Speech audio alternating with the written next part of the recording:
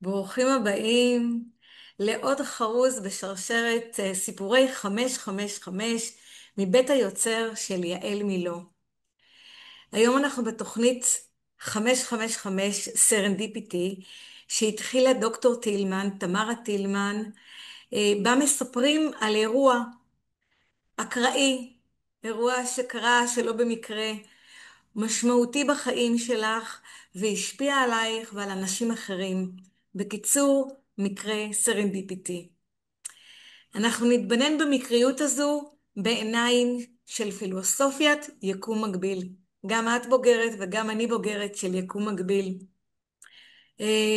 שאותה מלמדת תמרה טילמן, איך סרנדיפיטי אינה מקרית, ואיך ניתן להשתמש במתכון שהיא יצרה לסרנדיפיטי, ונוכל להרחיב את הפוטנציאל שלי, שלך, של כולנו. והיום אנחנו מארחים את רונית שלח מורטון, יועצת ארגונית, פסיכותרפיסטית, שיצרה מרחבים בטוחים, שבהם אנשים בוגרים, משפחות וקהילה יכולים לצמוח, להתפתח ולגלות את עצמם. רונית בכלל אישה של גם וגם. אני ממש שמחה לראיין אותך כאן. תודה רבה רבה רונית, אני מאוד שמחה על ההזמנה להתראיין, והמון תודה לתמרה וליעל ולרחל שכאן איתנו על הטכני, ובאמת אני שמחה ומתרגשת במיוחד שזו את מראיינת אותי רונית, כי במפגש שיצא לנו להיות עם תמרה של היקומיסטיות של בוגרות הקורס, אז יצא לי לשמוע את האירוע הסרנדיפיטי שלך ושל אנה, סביב הקלפים שנשמע עליהם בהמשך, של הצופן העוברי והעיצוב שלהם, שזה באמת חיבור מיוחד מאוד, אז ישר ספרי רציתי לנו לפגוש קצת אותך. על עצמך, איך פגשה אותך הסרנדיפיטי? וואו, שאלה ממש ממש טובה. הסרנדיפיטי נדבר עליה עוד קצת בהמשך, אני אציג את עצמי, אני פסיכותרפיסטית, מדריכת הורים, ועוסקת בפיתוח ידע והדרכה בעולמות התעסוקה, ואני עובדת בשלושת המרחבים שהזכרנו קודם, שאת ככה תיארת בהצגה שלי, של המעגל הפרטני, המשפחתי, החברתי, הקהילתי, ובתהליכים איתי אני בעצם מסייעת לאנשים למצוא קרקע יציבה יותר ובטוחה כדי לנוע בצורה יותר חופשית בחיים שלהם.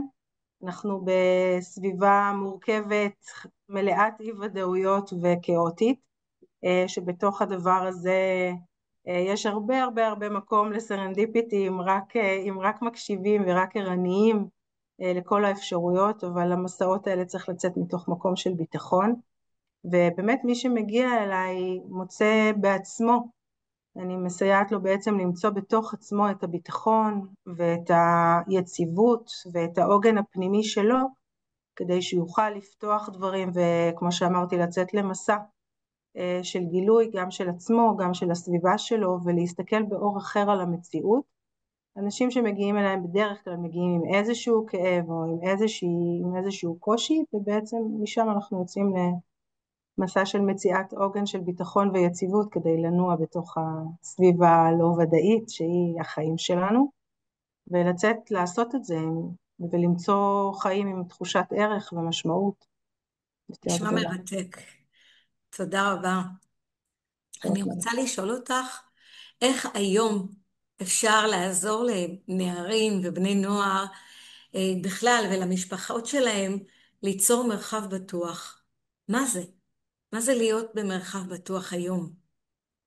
אז עבור משפחה, קודם כל, כמו שדיברתי, המעגלים הם מתרחבים, הם מתחילים מהפרט והמשפחה, אבל כאשר ילד נולד, אז המרחב הבטוח הראשוני שאמור להיות לו זה המשפחה שלו, ובעצם בהדרכת ההורים, שאני מתמקדת בהדרכת הורים למתבגרים, אבל בכלל בהדרכת הורים, המרחב הבטוח הוא ליצור לילד מקום שהוא ממנו יכול לצאת להתנסויות, וזה נעשה גם דרך התקשורת, בראש ובראשונה דרך תקשורת טובה ובניית מערכת יחסים טובה בין ההורים לבין עצמם ובין ההורים לילדים כמובן, ובהמשך לתת להם מרחבים להתנסויות ולעצמאות וללקיחת אחריות, שלכל ילד במשפחה, זה לפי כמובן מה שמותאם לגיל שלו ול, וליכולות שלו, אבל אני בעצם בהדרכה של ההורים, אני עוזרת להם להבין קודם כל מה החזון ההורי שלהם, מה המטרות שלהם, לא רק איך הם היו רוצים שהבית היום יתנהל,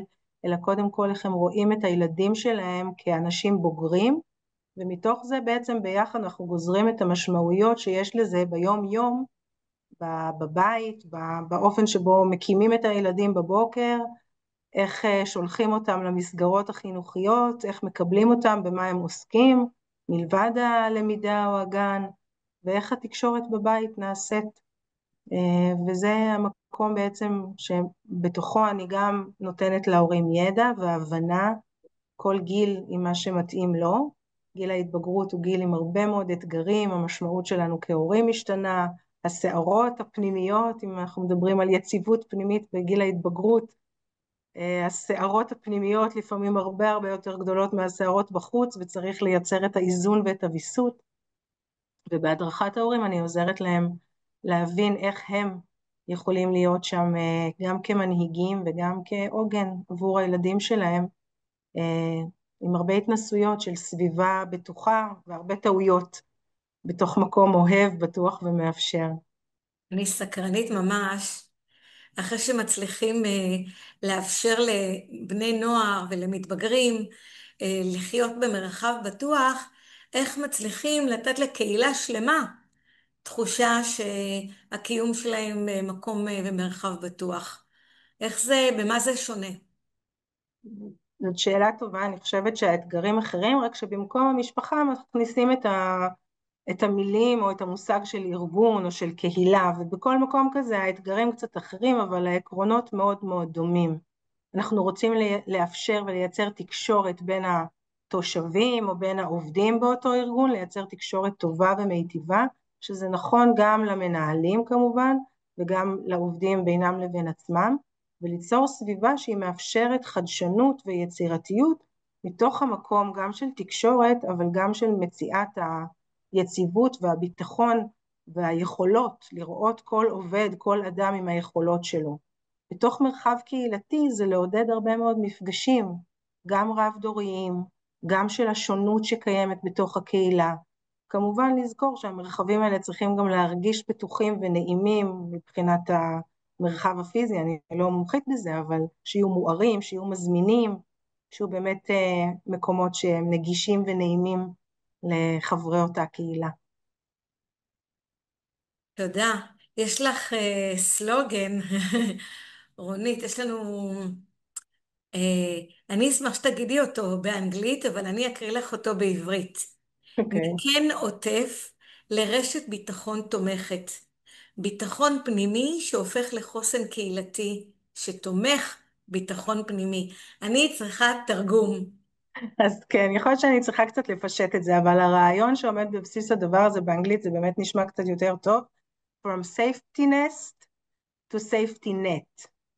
Uh, how inner security becomes collective resilience, שבעצם הסלוגן הזה מדבר על ההדדיות שיש בין היצירה של הביטחון מסביב לנו בסביבה הפיזית או החברתית שלנו, לבין הביטחון הפנימי שאנחנו מייצרים ובונים בתוך עצמנו, ושני הדברים האלה פועלים בהדדיות מאוד מאוד גדולה.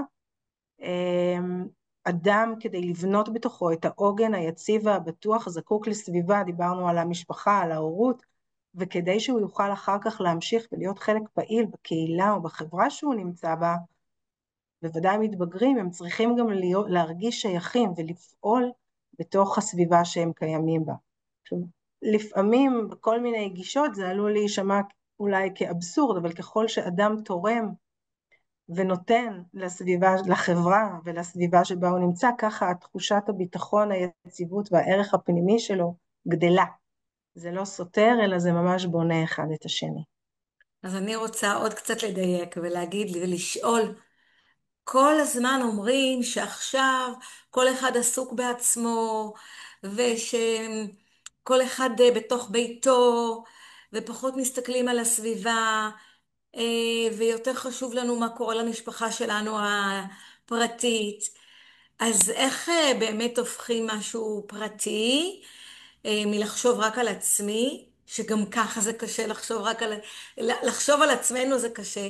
איך הופכים את זה לחשיבה קהילתית, או לארגון שאכפת לי מהארגון שאני עובדת בו, השכנים. היום ככה היה מקרה מאוד מעניין של שכנה בבתים פרטיים, שהיא ראתה מישהו זר בעינית שמטפס על השער.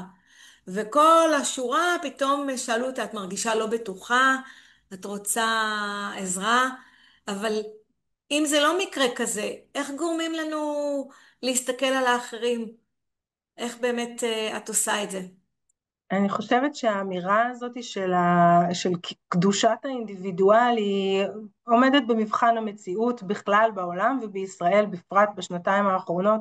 אנחנו ראינו כמה אנשים, יש הרבה מאוד אמירות על דור הטיק טוק שהלך ונלחם ועשה דברים באמת, סיפורי גבורה שלא יאומנו. ואני חושבת שהעניין הזה של ההסתכלות של האינדיבידואל על עצמו היא מאוד תלוי איפה מסתכלים.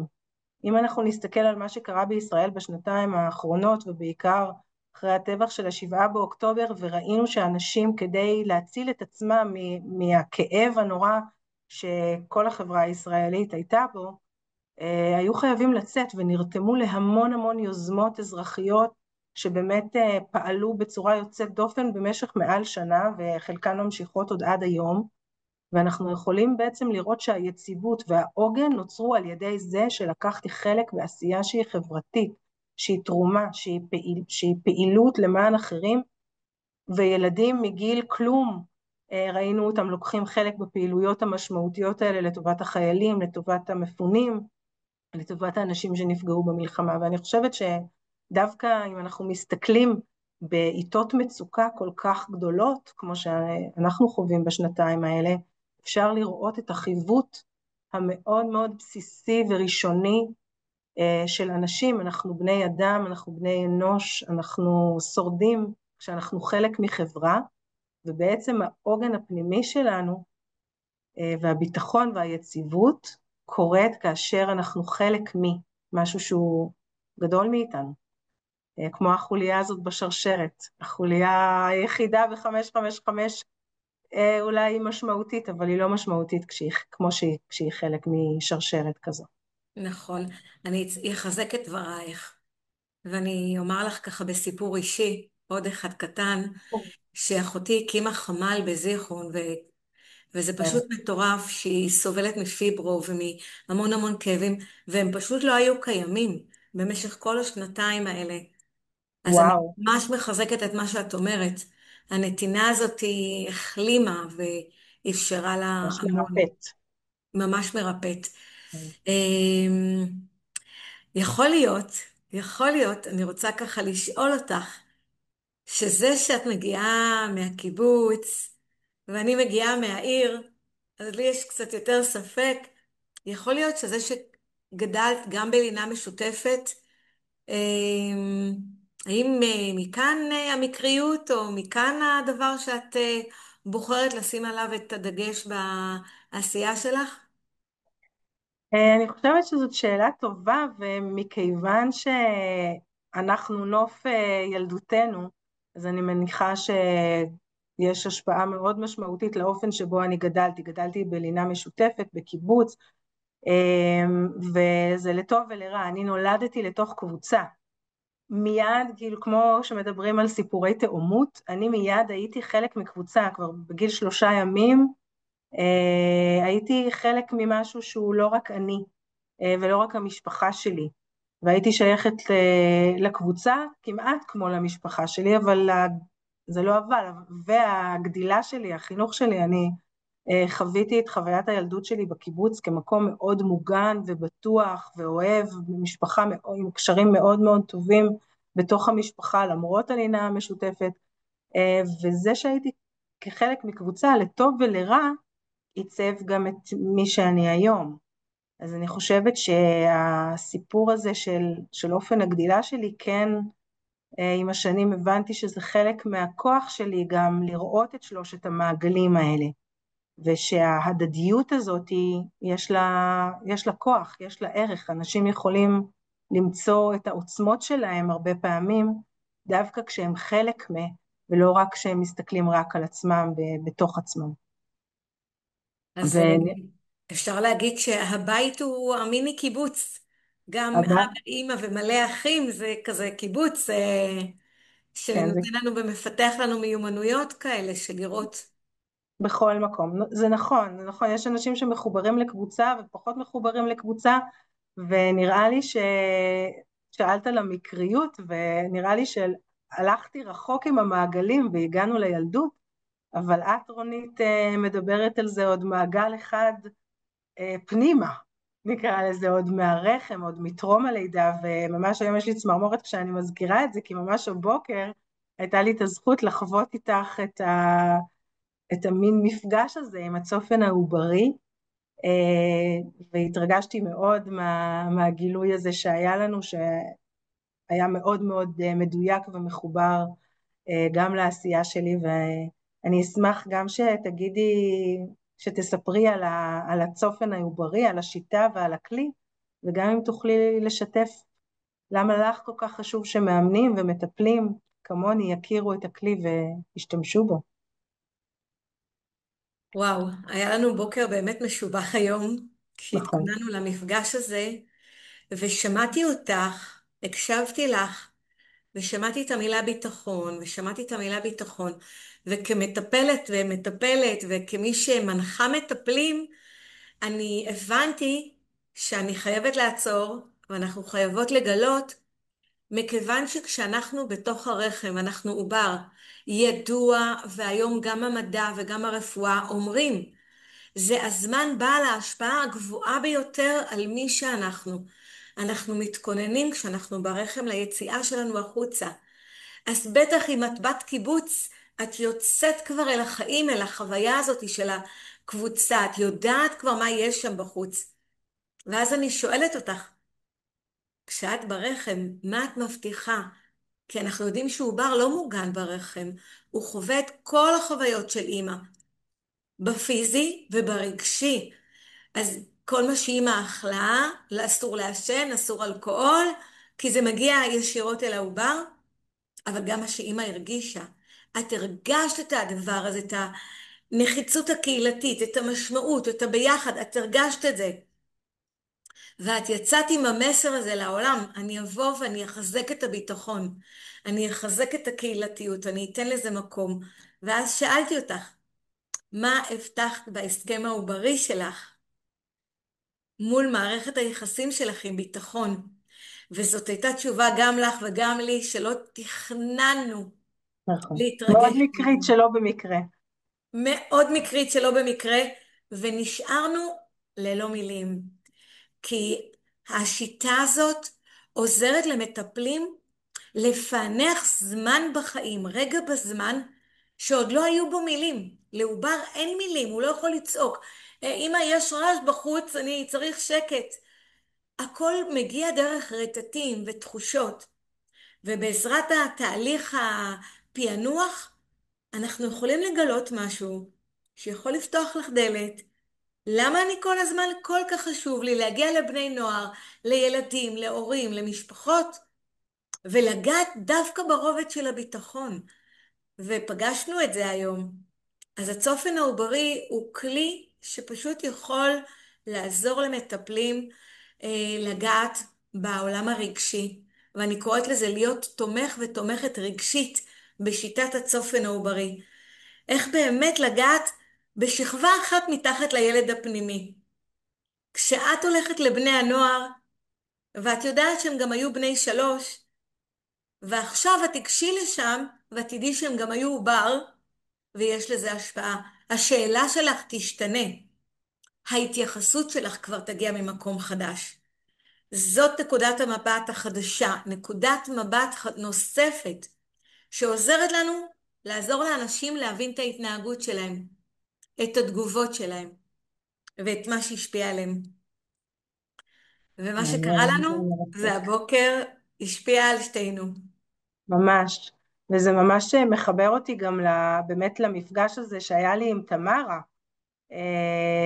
שבעצם החידוד הזה של הביטחון, את הוספת לזה עוד רובד, ובעצם במפגש עם תמרה, כשעסקתי בשלושת המעגלים האלה, אבל לא תחת מטריה אחת, ותמרה ככה במיומנות של כירורגית, נתנה לי את המטריה של הביטחון, שזה ממש הרגיש לי כמו בול פגיעה, וכמו שאת רואה זה מתחבר לי באמת לכמה מעגלים, וגם למעגל הזה שעוד לא ידעתי שידעתי, אי שם בעוברות שלי, שזה גם כן בזה, זה הפך לעוד רובד של סרנדיפיטי, שזה מה שאני עוסקת בו היום.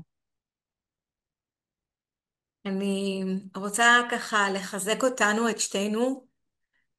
כל מי שבוחר להיות מאמן ומטפל, יש לו תמיד כוונה טובה לאפשר למי שמגיע לקבל עזרה, להרגיש בטוח, להרגיש מוגן.